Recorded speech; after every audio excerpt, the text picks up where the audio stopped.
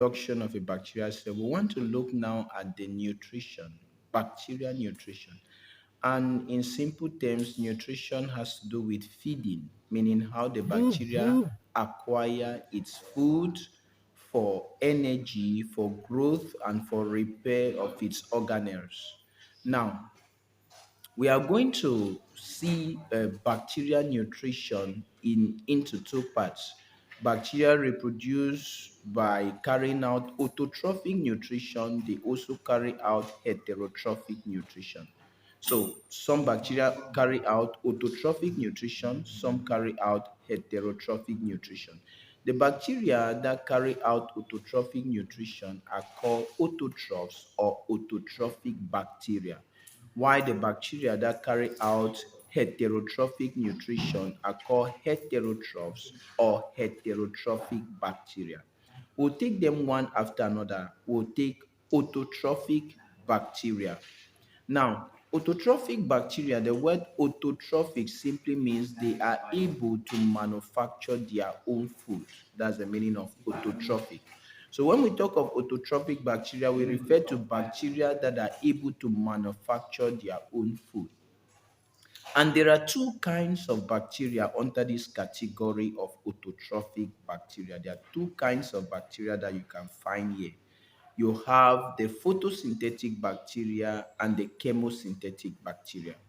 Now, this is how the photosynthetic bacteria acquire their food.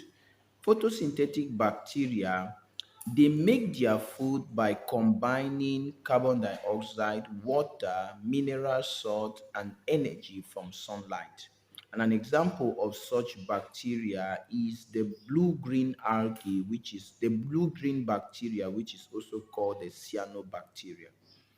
Now, for chemosynthetic bacteria almost play the same role as the photosynthetic bacteria.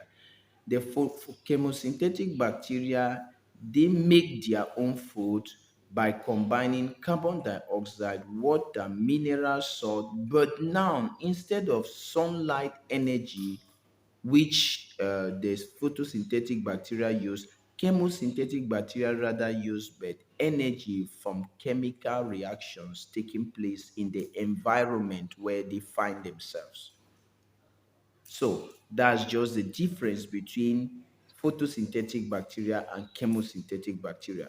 Photosynthetic bacteria use energy from sunlight, from the sun, and while chemosynthetic bacteria use energy from chemical reactions in order to make their own food. So that is it about autotrophic bacteria. Now let's go to heterotrophic bacteria. Heterotrophic bacteria, these are bacteria that they are unable to make their own food. They depend on already made food. For example, there are two bacteria that fall under this group. You have the saprophytic bacteria, or we call them saprophytes. Then you have also the parasitic bacteria, which we can also call them parasites. Now, the saprophytic bacteria, these are bacteria that feed on dead, decay organic matter. So anything that is dead and decaying, you can find the saprophytic bacteria there. And how do they feed on this dead decay organic matter? This is what they do. They carry out what we call the extracellular digestion, where they release an enzyme from their cell upon that particular dead decay organic matter. When they release that enzyme upon the dead decay organic matter, the enzyme digests the dead decay organic matter. Why the bacteria, they only absorb the nutrients from that dead decay organic matter. So this is exactly how they carry out their feeding. But in the course of them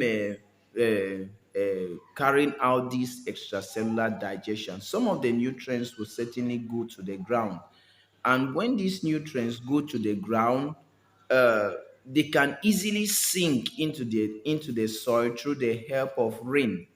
And when they sink into the soil, they can easily be taken up by plants for growth and for maturity. And some of these animals, they decay animals, they contain some very important mineral salts like calcium, like phosphorus, and so on.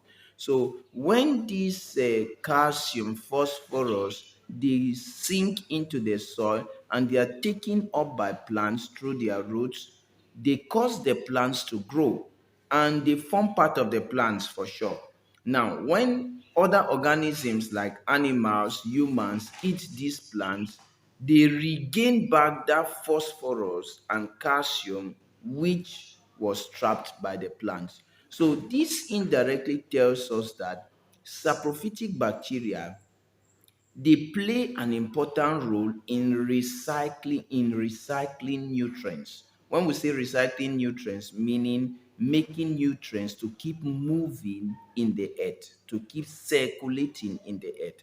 So that's one important role of the saprophytic bacteria. They help in recycling nutrients. Another thing they do is they help to clear off dead, decay matter which are in our environment. So these are the two important roles that the saprophytic bacteria play. Now, we are done with saprophytic bacteria. Let's look at parasitic bacteria. It also fall under the heterotrophic bacteria. Parasitic bacteria on this side now, these are bacteria that live on or in another organism. And that organism, we call the organism the host. And when they live on or in that organism, they get their nutrients from that organism, but they cause harm to that organism. So, in simple definition, a parasitic bacteria is a bacteria that lives on or in another organism called the host, causing the deriving its nutrients from the organism but cause harm to the organism. So this is a summary of the nutrition of bacteria. So if you have any question or you are confused in any place, you can send me your question or your worries, and I'll be available by God's grace to help you out. Thank you very much.